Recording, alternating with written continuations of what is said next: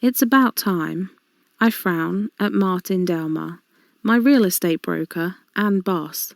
You know, this look isn't easy to pull off, and it's never quick. He glances my way for the first time since I came through the door. You look great, Quinn. Martin is as queer as a $3 bill.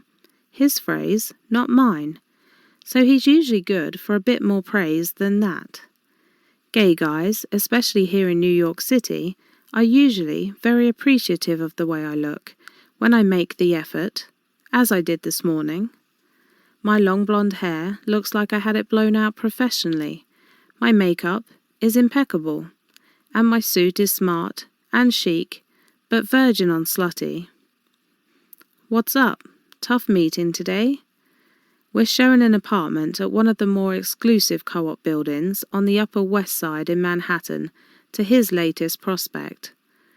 The multi-million-dollar price tag for a classic pre-War 6 apartment in this vintage building is just the beginning of the ordeal. Getting the buyer approved by the powerful co-op board is often much tougher. You have no idea.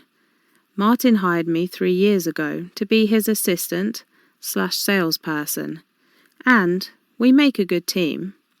He knows everyone who's anyone in the cutthroat world of the New York real estate, and I look good. Really good. I mean, I'm a knowledgeable, experienced real estate professional and all that, but if I didn't look like I'm a fashion shoot ready, I'd never have gotten past the first interview. Martin told me as much on my first day of the job. What's the problem?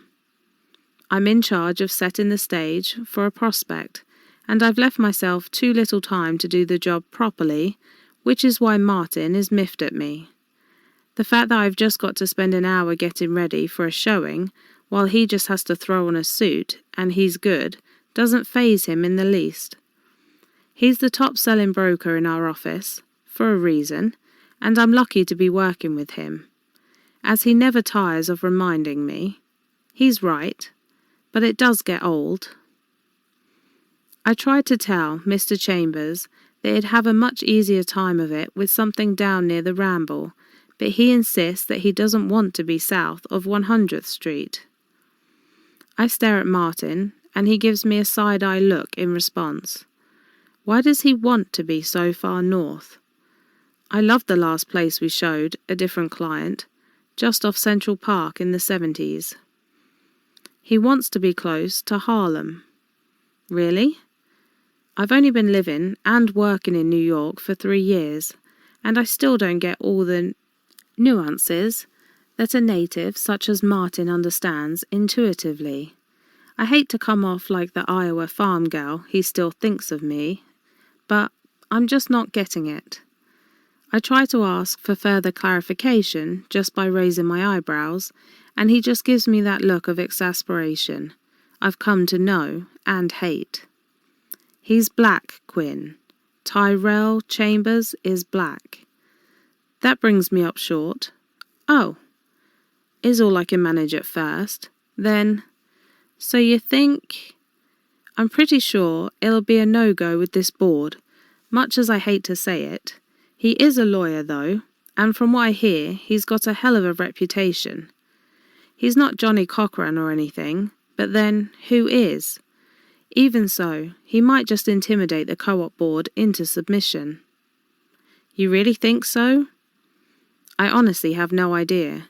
I've learned that the co-op boards are notorious for being nearly impossible under the best of circumstances.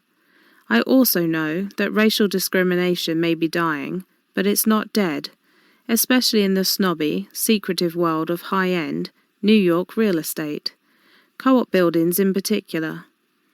Don't we have any other options to show him?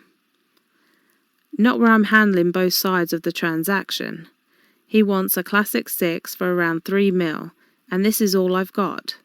So let's just make sure he loves this place, and we'll let him worry about the board. He gives me a dismissive wave and buries his nose in his laptop to signal the end of our conversation.